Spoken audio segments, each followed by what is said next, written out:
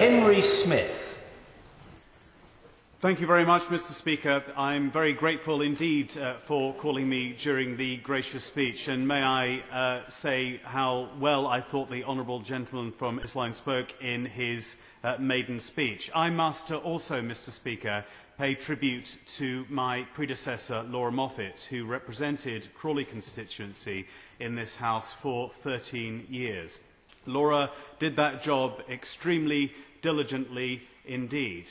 And I have to pay tribute to the work that she did as a former nurse in this place in speaking up on behalf of and seeking to change the regulations for those healthcare workers who suffer from needle stick injuries, and she certainly has helped provide a safer environment for the front care healthcare workers that we rely on in our National Health Service, and that is very commendable indeed. But even before Laura Moffat was elected to this place in 1997, she had a long and distinguished career as a member of Crawley Borough Council and indeed a former mayor of the borough as well, holding such important positions such as chairing the Housing Committee on that council as well. And therefore I think we should all pay tribute to Laura for her long public service, both as a nurse, and she was the first nurse elected to this place,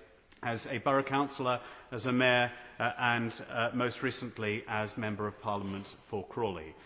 Crawley is a great borough and a great constituency, and it is my great honour to have been elected by the people of Crawley to represent them here in this chamber. Crawley is a new town but has a long history.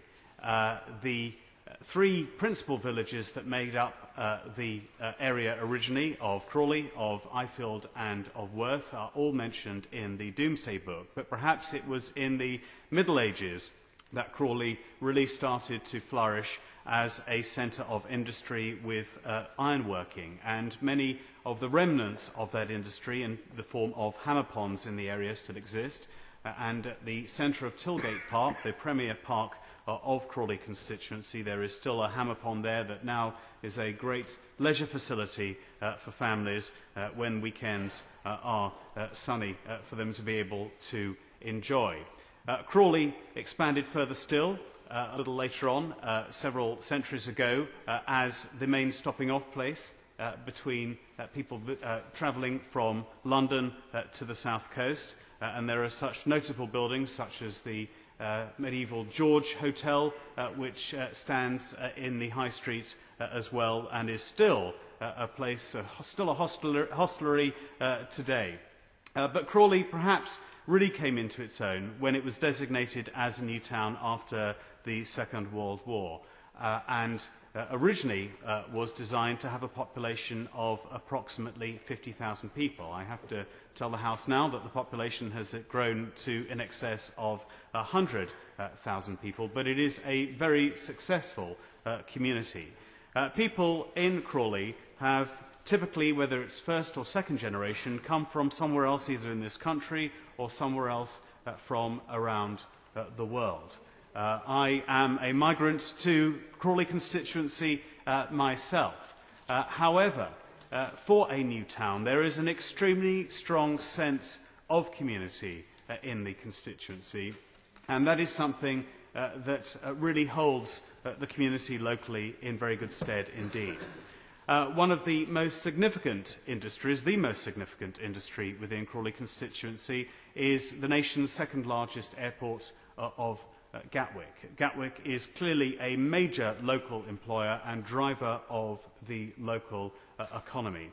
And I am delighted that both the new coalition government, West Sussex County Council, Crawley Borough Council, the new owners of Gatwick Airport and myself all very much agree with the future way forward for the airport, in that we want to see passenger numbers grow from the current 35 million throughput passengers a year to up to potential 45 million throughput passengers a year, and we want to see many more scheduled flights rather than just charter and low-cost flights departing and entering the airport. But equally, we agree with the new coalition government and the new owners of Gatwick Airport in rejecting runway expansion at this time. I think that provides the sort of economic growth that we need to see for the airport and therefore for the local economy, whereas at the same time safeguarding and helping to protect the local environment. And it's that balance that, of course, we've been debating earlier on today and that we will continue to debate, not just as relevant to my constituency but the country as well, that balance between economic development but at the same time ensuring that we don't destroy but in fact protect and enhance our environment as we go forward. Another issue, if you will allow me, Mr. Speaker, that I would like to raise that is relevant to Crawley constituency is that of healthcare. It was a source of great regret that 5 years ago Crawley Hospital saw its accident and emergency department downgraded, and now people have to travel 10 miles up the road to another county to receive those vital services. Several years prior to that, Crawley Hospital saw its maternity unit transferred out of the constituency, indeed out of the county as well, and it was a source of regret during obviously a very happy time that when both my children were born in 2003 and 2005, that they could not be born in their hometown. And it's also a source of regret that Crawley is the only settlement in the United Kingdom of a population of over 100,000 people which doesn't have a hospital that supplies those accident and emergency and maternity services. And therefore it has been a very important campaign that I have been conducting, co-chairing a campaign with my right honourable friend, the member for Horsham, to see those hospital services brought back to the important population centre and indeed transportation centre that Crawley constituency represents. Another issue that, if you will allow your indulgence, Mr. Speaker, that I would like to raise is one of a special community that has come to Crawley. I mentioned a few moments ago that Crawley is a community where people have chosen to settle there from around the country and around the world. Well, about 7 years ago, citizens of the Chagos Islands and Diego Garcia, who had been exiled from their home islands in the late 1960s, a decision that was made by an order in council, a decision that did not come to this place, which I think was quite wrong, a decision that was made to make way for an airbase on Diego Garcia, meant that they were deported from their home island against their will and lived in relative poverty in Mauritius and in the Seychelles. Well, 7 years ago they started to arrive at Gatwick Airport and have been very successful in making Crawley their home. And there's now a population of almost 2,000 Chagosian and Diego Garcian people and their descendants in Crawley.